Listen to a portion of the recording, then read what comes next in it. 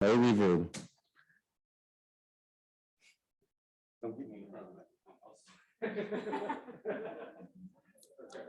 Okay, so let's double check and make sure our folks at home can hear. Do we have a thumbs up from anybody at home that's on video? Otherwise, I'm going to go ahead and start. So I appreciate everybody coming out today. We're going to do a short presentation about our new trains that we're buying, specifically about the doors and the ramps. But first of all, let me introduce myself. I'm Craig Norman, and I'm the Acting Director of Engineering and Construction. And we, as a team, are working on purchasing new light rail vehicles, which is a long time coming. I know many of you know that our old fleet are getting very old and decrepit, and it's time to replace them. Yeah. So we're going through that process. So a couple of exciting things. We were able to join a procurement with San Diego on their vehicle procurement. So we have a joint procurement right now with San Diego with MTS down there. They are running a similar train, one version ahead of the one that we're buying right now. And their first set of the SD10 contract are in construction right now, and ours are part of that contract. Okay, so they've just started construction on our trains. We're expecting to receive them starting summer of next year. And they'll be in revenue service at the beginning of 2023 because there's a lot of testing that has to happen and some other items that have to happen for our platforms. I'll explain that a little bit. So what we have presented today is we have on loan from our friends down in San Diego a typical door setup for the new train. And these new trains are a little different than our existing fleet. Our existing fleet are what's called a high floor vehicle. So if somebody needing assistance getting on the train, they have one option and one option only, and that's to go up to the mini high platform. And the operator opens the door for them, deploys the ramp, and then assists them on getting on the train. So they can only get on at the front of the train. With these new vehicles are called low floor vehicles. So all of the boarding into the train happens at the low floor portion of the train. All right. So that's very advantageous because you walk straight onto the train. You don't go up any steps. Now, the other nice feature about this is that there's 4 doors on each side of the train, and the 2 most centered doors have a bridge plate that comes out, and it can be operated by the actual passenger.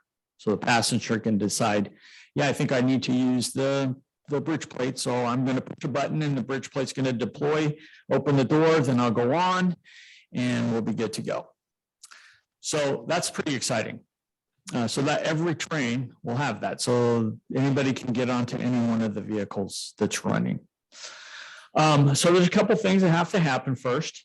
As you can see, the ramp is sitting on this, we'll call it a bridge plate. The bridge plate's sitting on a platform here.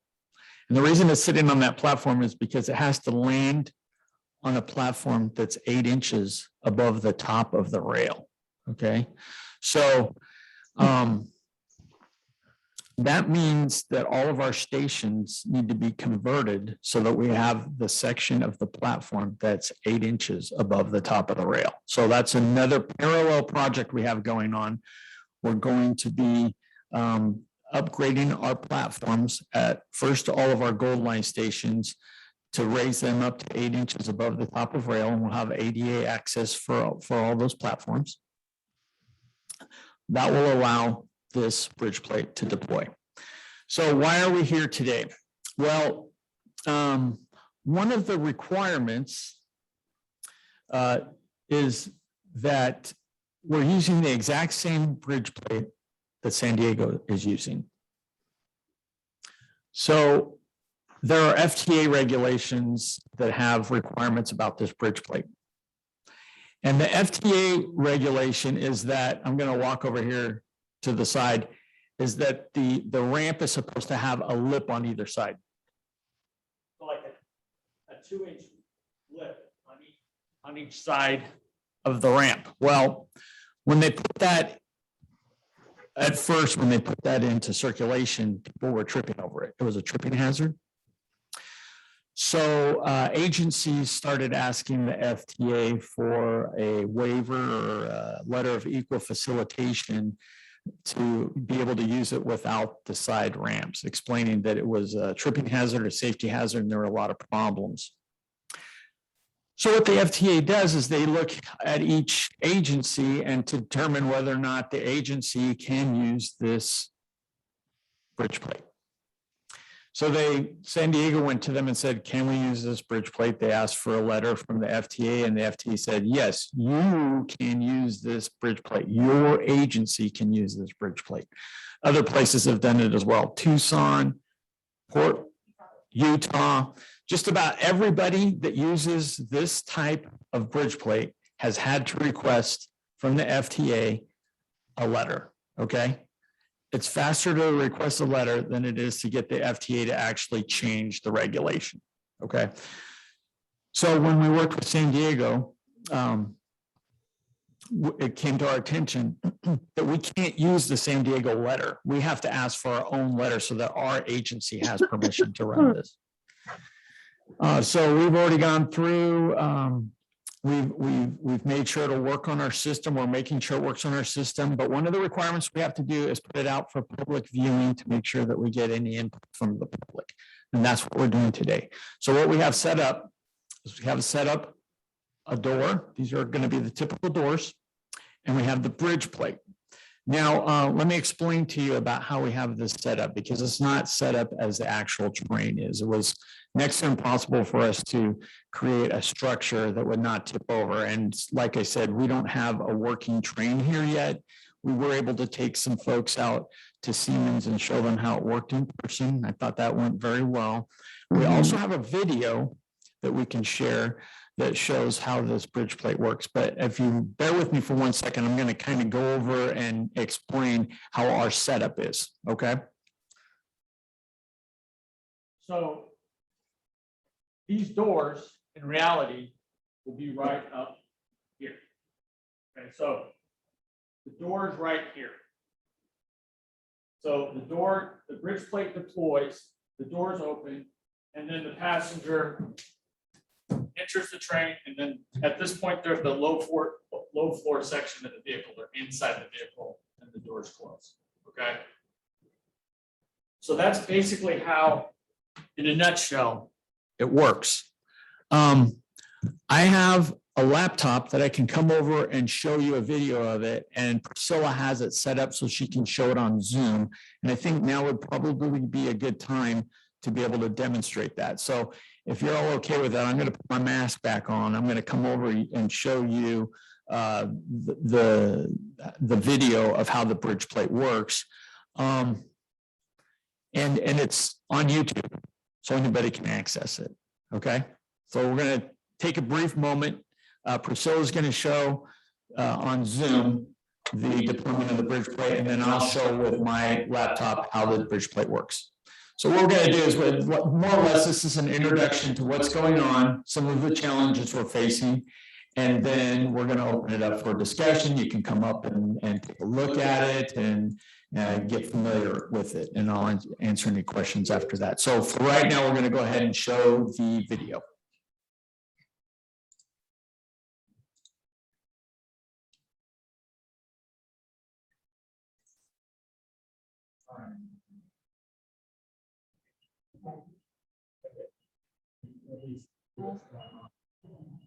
So I'll explain what's going on here. What's the matter?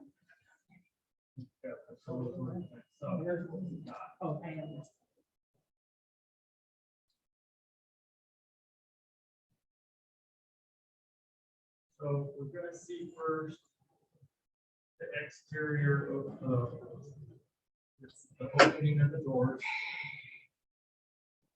And it's from the inside first. So we're inside the train. You're a beeping. You can't see the ramp deploying, but the ramp's deploying. Once the ramp's down, you see the light underneath the door, and then the door's open. And then from the outside, so you can see how that missed in the middle right here. See where it lands? Bam, it lands right in the middle right there. And then the door opens. Okay? So you see their situation for their DWT and what their situation is. So we're going to talk a little bit about the DWT. So this time, because there are some folks that may not see what is happening, this is the opening of And this is when it, the inside.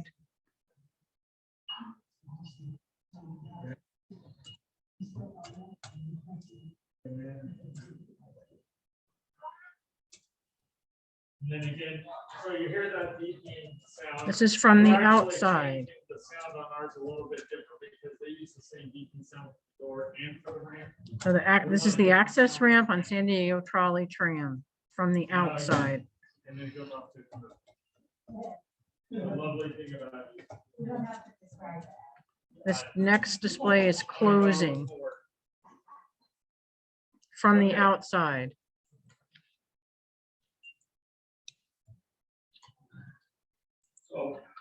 So the first, go ahead. Give me one more minute. We'll have a brief This is from the commercial inside. pause.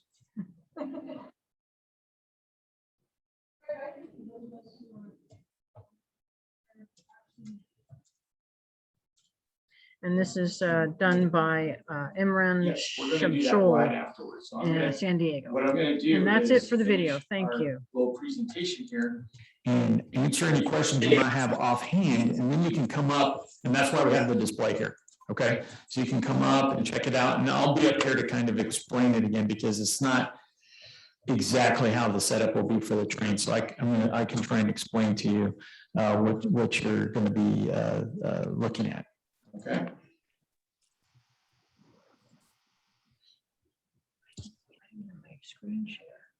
We're good, Priscilla? The only thing is, I'm not sure if I shared the screen for that to come through. Did that come through, Dan? The video? I can show it later. No, you can show the video. Sure. No, I mean, I'm not sure if I don't think I shared the screen for the folks on Zoom. Okay, we'll do it again. Yeah, let's just, Share screen. yeah, now we can Okay, call it up. and we go to, Where is it? oh, we lost it. Let's go to the video. If you want to hang. Yeah, you gotta back up for that previous video. I'm hungry. Here we go. Yeah, they did, Pause yeah. that. There's a dog. Okay, He's so we go back to Zoom.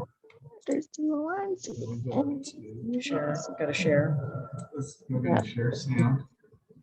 You gotta share. I'm gonna share this guy. Share that. Make that big. Yep, okay, so let's do it one more Now time. we're It's gonna do really it. short. Okay. Okay. There we go. Ooh. So my volume is not on. I was trying to walk people through what was on the screen. But I need it right now. But at least we're capturing it, so, Yeah, so when we're done fast, yeah, stop here. yeah, I got it. I just totally found out about sharing it. Can you send a message I that, did. that we're showing it again? Yeah, I Okay, did. thank you. That's right. Yeah, this is.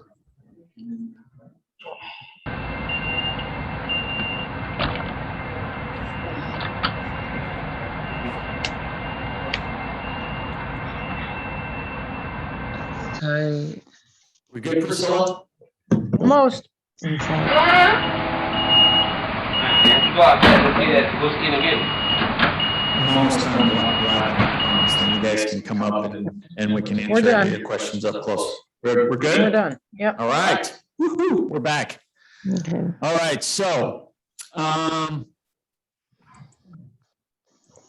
I was going to say something extremely tight. important. Oh, that's Give tight. me a second for it to come back to my memory bank. Okay, so You need to give it to the kids. well, okay, one of the other things that has come to our attention and that San Diego has is that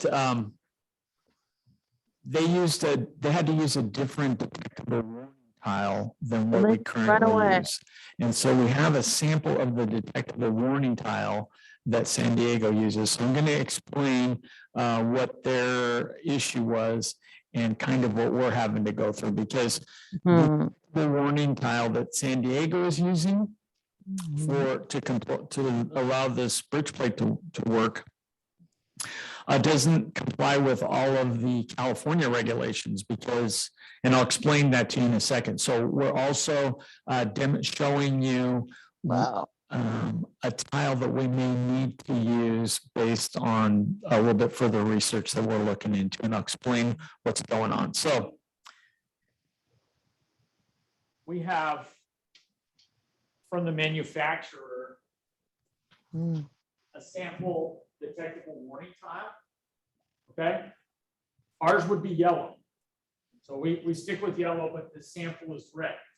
Now, if you notice, typically with a detectable warning tile, We've never seen this have before. the truncated domes that go all the way across. Small That's required town. It's a by small California. town. Okay. It's small. No, it's small. San Diego found out that when this ramp comes out, Uh, it has something where if the ramp, when it deploys, if it hits something or encounters an obstruction, it stops. Okay. And they're having a problem that it was seeing these truncated domes and it would stop. So what they did was they employed this revised or modified truncated a DWT, where the center set 2 rows of truncated domes are removed to allow the bridge plate to land and not hit an obstruction. Okay. So the other, if we use this, we have to get another letter from the FTA, a separate letter from the FTA allowing us to use this detectable warning tile. So our mission here today is twofold. One, to get your input on the bridge plate, and 2, to get your input and comment on the detectable warning tile. Like I said, we are researching it with other agencies to find out, the other agencies that are using this bridge plate, to find out if they are having a problem with their detectable warning tile or not. So that's the purpose. So I am done talking right now. Are there any questions before we have you come up and look at things? Do we have any questions here from our audience here? Yes, go ahead. I can't remember your name.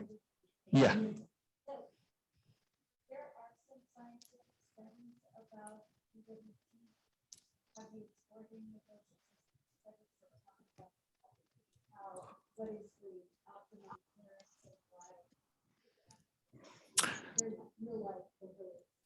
Okay, so the question is that there are scientific studies that talk about why the detectable warning tile is currently set up, the existing one that's required by the state of California, why it is configured the way it is. And have we done studies to look into whether or not removing the truncated domes compromises? Is that a good way? Have we looked at the studies? And we are working with San Diego to find out all the studies they did. So that was a question that Gene sent us a letter, and that was one of the questions in that letter. And we are looking into that. That was a request. So we are looking into that. Yes, correct. Well, I guess I misspoke. We're talking to San Diego to find out what research they did. Okay. So we're expecting that they did some due diligence research on their part, working with their local community to make sure that this complied.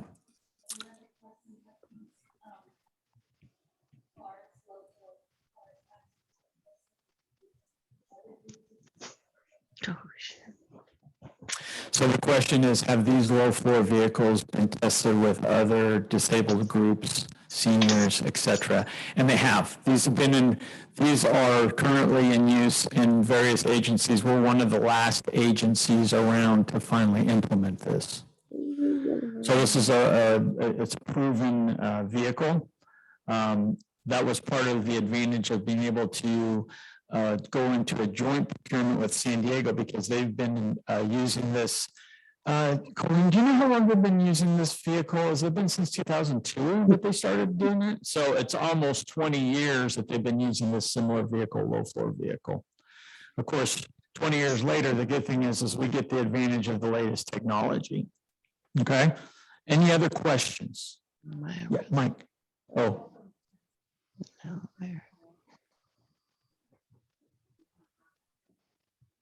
Okay, so you're gonna have, I probably can't hear Jeff. Oh, okay.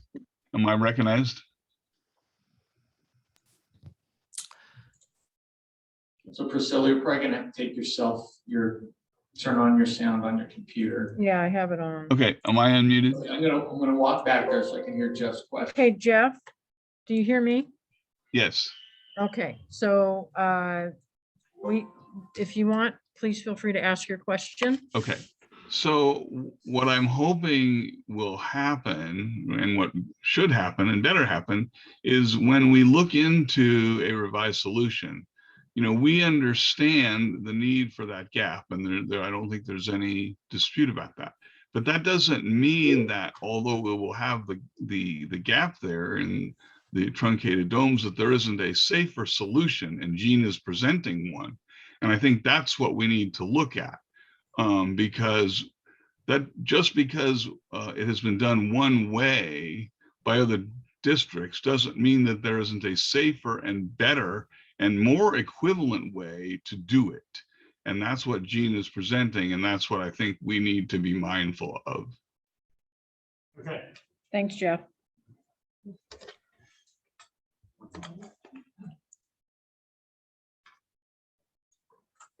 So Jeff's question for Those here, and I don't know if you can hear from home, but again, he was just making a comment about the DWT, and that pointed out that just because San Diego did this doesn't mean that that's the only way of doing it, and that we should look into other options as well, which we are currently doing. The reason that we're bringing this here today is because it was our opportunity to comply with part of the requirements that if we decide to go with this DWT, that we brought it for public opinion. Go ahead, Colleen. You can. We have outreach to 21 different agencies. 21 from Canada to Puerto Rico regarding how they are using this ramp with their detectable deposits, and to find out if for the fact that there is obstruction issues. So that's part of the research. So what Colleen was saying, for the benefit of those joining from home, is that we, SACRT, have reached out to 21 different agencies throughout North America to find out what their experience has been with this, using the bridge plate with this type of detectable warning tile. Bottom line is, we're taking this very seriously. We don't want to make a decision, kind of like what Jeff had brought up. We don't want to do something just because that's how San Diego did it. Tiffany. Have you guys tried testing it with the detectable warnings that are already out and about to see? So that's why Colleen has reached out to 21 agencies. We don't have the ability, we don't have an access to a train to test it on our system, and our system wouldn't be able to handle it right now because we don't have the platforms at the right height. We have a couple, but we don't have a train that we can test locally. So we're going to depend on our sister agencies to get their input. So we are doing that in essence, Tiffany, by talking to other folks. Yes, go ahead again. I'm sorry, I didn't catch. Regina. Regina. Okay, I got it now. Okay, Regina, sorry. So, absolutely, not too much, but when I'm talking about settings, I'm not talking about trying to go with these relations, which means that you're waiting for bad reports to come back from operations. That's not what I'm talking about. I'm talking about systematic studies that are conducted, such as conduct traffic or other pedestrian issues. You wouldn't go to a bunch of companies and say, hey, we're putting in crosswalks, if you have any trouble with these crosswalks, let us know if you have any trouble. And then we'll collate that. You would look at actual research, and it does exist in this area, and I would ask our chief to please look at that as well. Excellent. Yeah. So what Regina was pointing out is she was saying, hey, you guys need to do the research to make sure you look at actual studies before you implement this type of DWT. And it probably wasn't clear. What we're doing is step one, we're finding out if other agencies even have a problem with the DWT. And if we reach out to 21 of them and they come back saying, we got no problem, then that we don't need to go any further than that, right? But if they do come back and say, oh yeah, we had a problem, here's where our problem is, then we'll go to the next step and start looking at these studies and everything. So we're going to take it very seriously before we implement the use of this DWT, and we will keep you as a community up to date on what the results are. Does that take care of your concern right now? At least answer your concern. It doesn't take care of your concern, but at least answer your question right now, Regina.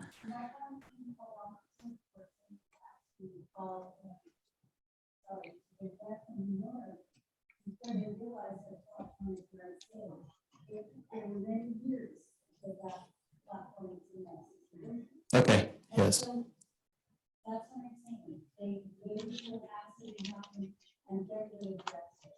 I don't think that's. Okay. So she's concerned that we don't want to wait till an accident happens until we do the proper research. Is that a fair summary of what you're saying, Regina? Okay, great. Mike? Yeah, there's been a lot mentioned and talked about San Diego, the joint procurement, and then to the comments about the 21 peer agencies that Colleen talked about. Has the team taken a look somewhat close to home to Santa Clara, TriMet, and UTA, Utah Transit Authority, as perhaps agencies of similar size to San Diego and Sacramento, even though they're might be out of state? Yeah, so Mike brought up the point, have we reached out to closer agencies, probably on the West Coast, UTA, TriMet, areas right around here, and Colleen is saying, yes, that's part of the 21 agencies that she's reached out to. Basically, she found out whoever's using this bridge plate, she's found out who's using it, and she's contacted them to find out if they've had any issues with their DWT. I could add that the fact that we recognize that. Do you want to come up here and just talk so people can hear you at home?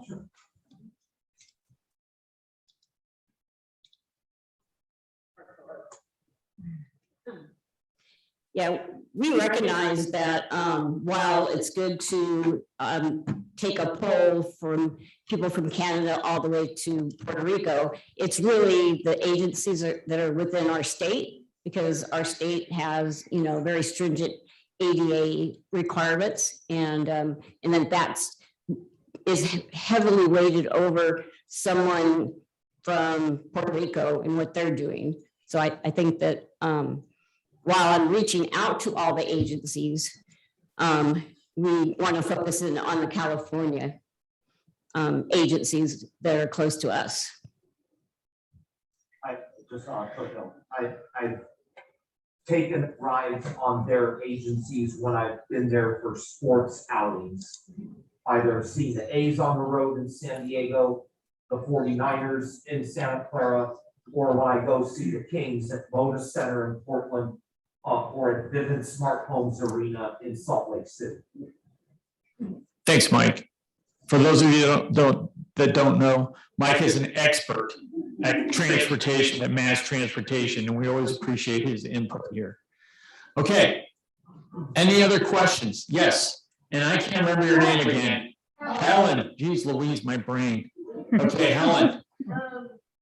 How far is it from the exterior of the train to the exterior of the bridge place? From the exterior. From here? To here? Yes. 22 inches? 22 inches. Hey, that's pretty good. I can't remember your name, but I remember 22 inches, huh? Okay, how is somebody that's blind going to know where to stand when the bridge plate comes out 22 inches? And that's a good question. So I think this is, we're working on a transition plan for once we start implementing these trains, that we're going to have transit ambassadors initially that will help train folks on how to ride the train so they'll know what to do. It will take a little bit of training and getting used to the system. And then we've got a task force that's figuring that out. So, Because I could see somebody going up, pushing the button, and the ramp come out, and then they're backing up trying to figure out where it stops. And So Helen was saying, is very difficult. so Helen was pointing out that somebody who is visually impaired may push the button to deploy the ramp, and they need to know that they've got to move back a certain distance to allow the ramp to come out. And that's where, you know, we're going to need to do some training with the folks that ride the train for the time being. Edna, were you going to say something? Yeah, there is an audible warning. Yes, there is an audible warning that makes a sound to let you know that the ramp is coming out. You don't know how far back to go. You're right. I think the best way to probably explain that is just like when you make any changes to your system that are new to the community that has some special needs that need to be addressed with accessing the transit. A part of that is training the community on the changes to the system. So this is something that we might obviously have discussions about. There's going to be a lot of new things on this train. Add a There sensor. are going to be additional conveniences that our current fleet don't offer right now. And obviously, there's going to be a rollout of that with the public, especially the public that has needs that are being addressed currently with our high floor cars, to allow you to become accustomed to some of those changes and how they're going to affect how and where you access the vehicle. So part of that would be understanding the operation of how the doors go in relation to the ramp, because the ramp actually deploys before the doors open. So there'll be some outreach that we'll be doing with the public as we get closer to getting the cars to start getting some of that process going, so that folks will understand what's going to be different about this versus our current. So I'll summarize the Reader's Digest version of what George said. There's, for those joining from home, there will be a transition period where we will have RT personnel available to help people on and off the train while they go through this transition period and learn how to ride on a new vehicle. Regina.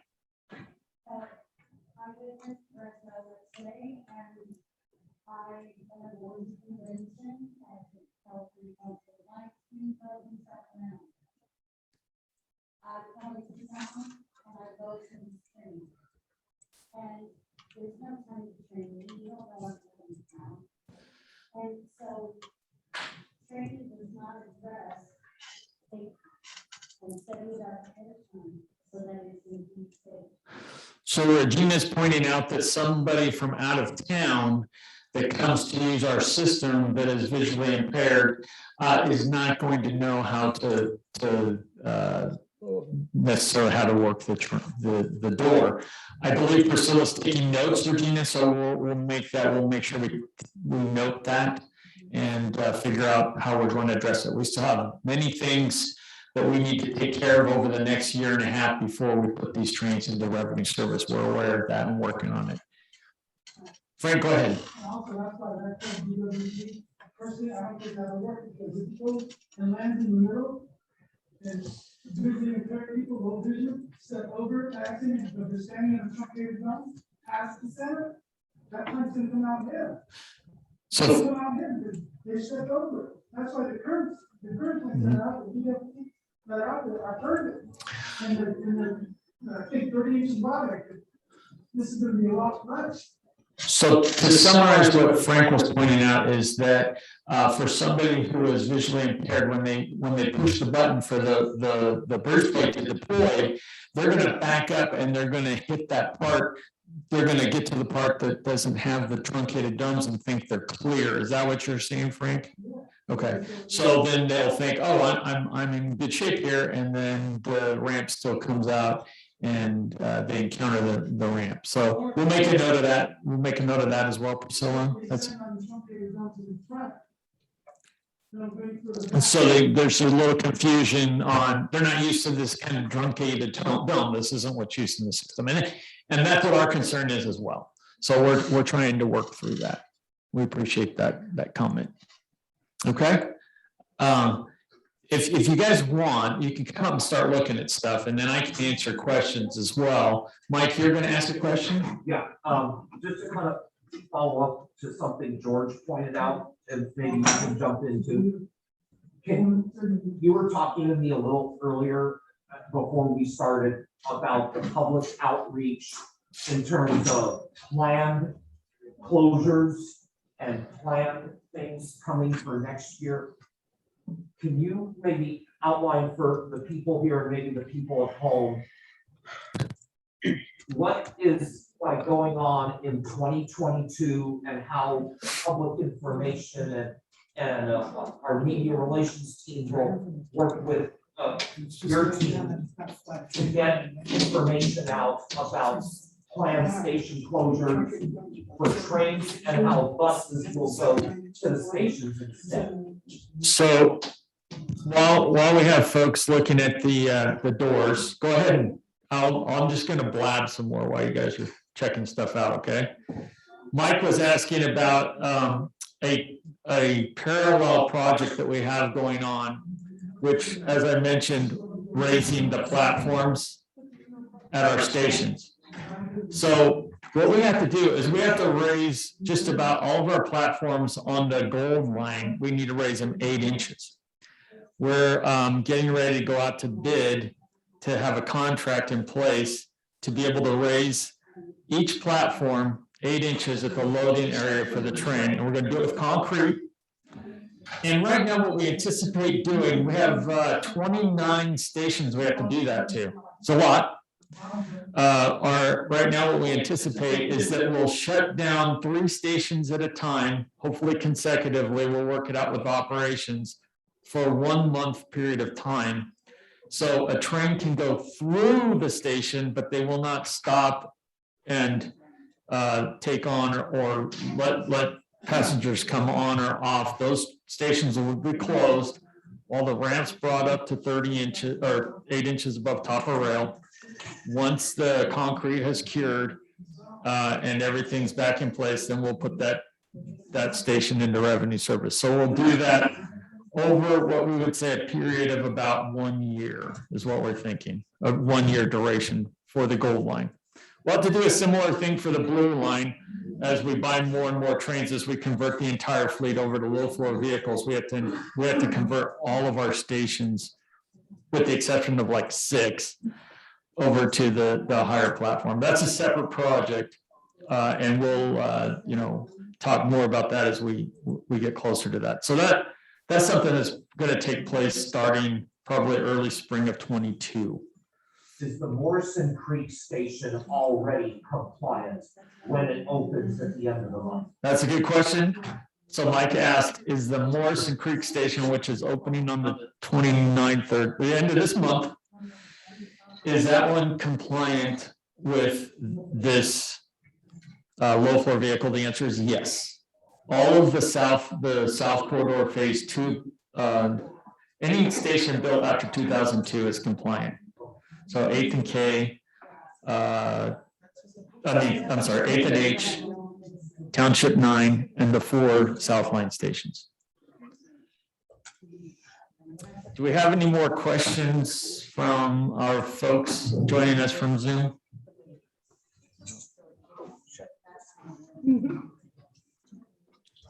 Craig? Yes. Why is it that the buttons for the door are not identical on both sides? Well, this is the design that the, why is it? I did not do the design, but the way it works is that you have. So this is down here. Right. You're asking why they did that? Yeah. Because we never did buttons. Yeah, those are lights. I So tell you one- to put the door down. Yeah, so the one above it. Yeah, no, that's the light. That's the light that says Yeah. this one's not working. There's nothing there. Oh, Yeah. it's a light, so you're not Yeah, gonna yeah, see it. Yeah. You're able to see it, but, and then it's So the bottom one why, says the door's not working. It has an X. so why not give them consistency that we know? Hey, when we go to look for something, you know, I think we have that as a note on one of our comments. and the fact that these are so low on the door. Yeah, they're. Step up on- step Yeah, up but there. for me, who's 5'7". Yeah, they can stand on that, right? Yeah, that'll support your weight. You just need to obviously be careful because it's not. Oh, yeah, well, I guess it has to be at a certain height. There's a maximum height that it can be. Yeah, when we visited the Siemens plant, one of our event members, Charles, was in his wheelchair, and it was too low for Charles. It was too low. It is very low. And Yeah. it's also, Eugene said the same thing, said it's too low. And he's only, what, I think he said he's 5'3", 5'4". Yeah, I'm 6'1". I can Look at imagine. this, I gotta bend down to get to it. Yeah, See? yeah. Thank goodness I'm not in the wheelchair. Yeah. Yeah, I just. Also, it's not intuitive with this of the light, and I can see so much. Yeah, trying to hit it like, wait a minute, why isn't it working? And you're standing there. That's why Tiffany asked, why didn't Why they do we consistent on both doors? Yeah. And I believe we have that. We do, we have a lot of And if they need a buttons. light there, it can't look like a button. Yeah. Maybe there should be something in your window that says, flashing that says door not open, for those who can see it. No, but yeah, Regina's right, you know, to me, this looks like a button that I should be able to hit and not. A notification. Yeah. Right. So, I would imagine it should be somewhere a little higher. Yeah, yeah. Because I'm pretty short. You don't want to come back down there. Yeah, that's not. Go down. Okay. Little bit.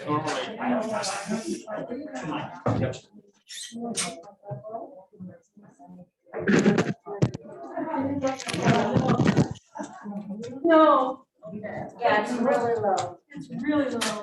And And for me, who You has. picked up the detectable where it's held against the Okay. wall. Yeah, I didn't want anybody tripping over it. You want to I put it will back tell down? you that, well, I can show you. Okay. Put it back down. Sure. straight And I can see- Keep in mind that the size five.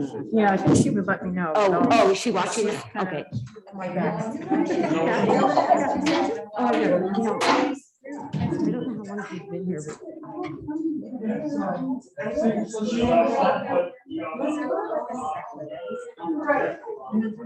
Almost like five. Like, as a. You're good. I can't hear you. Are we getting any questions on the? No. Okay.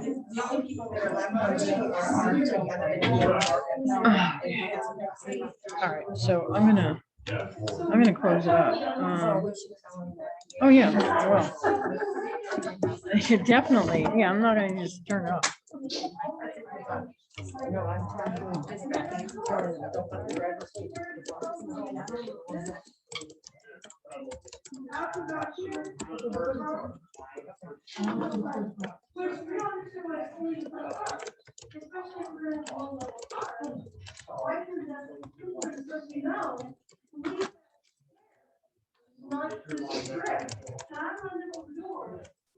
And that's where I stopped.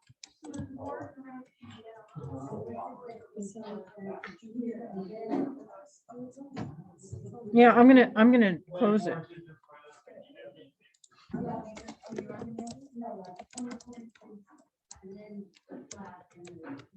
In a second here.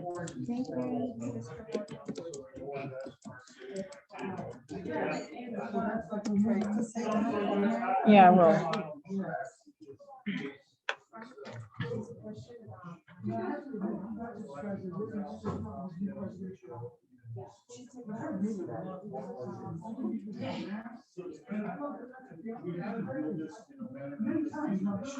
Like how we're explaining the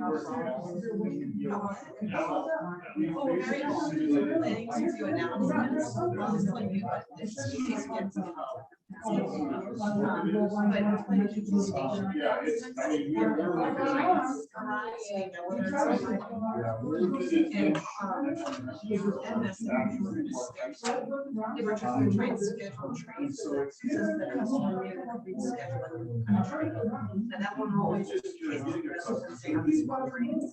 but that is the plan, so it's scheduled. It is gonna be hard,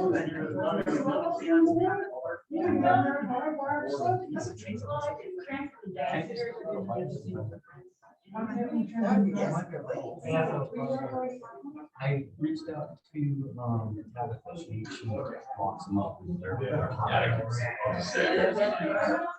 So.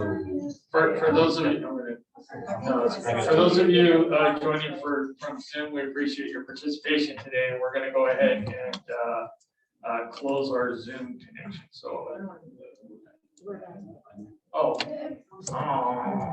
can't tell it. That's a good point.